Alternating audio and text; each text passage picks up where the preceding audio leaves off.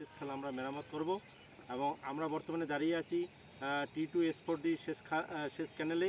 এই ক্যানেলটির দৈর্ঘ্য 4700 মিটার এবং আমরা প্রায় 2 কিলোমিটার দাঁড়িয়ে আছি এবং এই প্রকল্পটি এই বছরের ডিসেম্বর মাসে সমাপ্তির জন্য নির্ধারিত আছে। তবে আমাদের সেচ খালগুলি আমরা আশা করছি যে এর মধ্যেই মেরামত সম্পন্ন হবে এবং আমরা এই যে খালে দাঁড়িয়ে আছি এই খালে অতীত সময়ে পানি প্রবেশ করেনি। তবে এই বছর আমরা 4700-র মধ্যে 3000 কিলোমিটারে এ পর্যন্ত পানি চলে আসছে। আরও 15-20 দিন পরে আমাদের শেষ 4700 মিটারের মধ্যেই পানি যাবে ইনশাল্লাহ।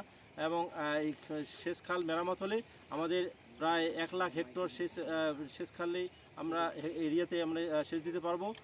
এই বছর আমাদের টার্গেট হচ্ছে 45,000 হেক্টর।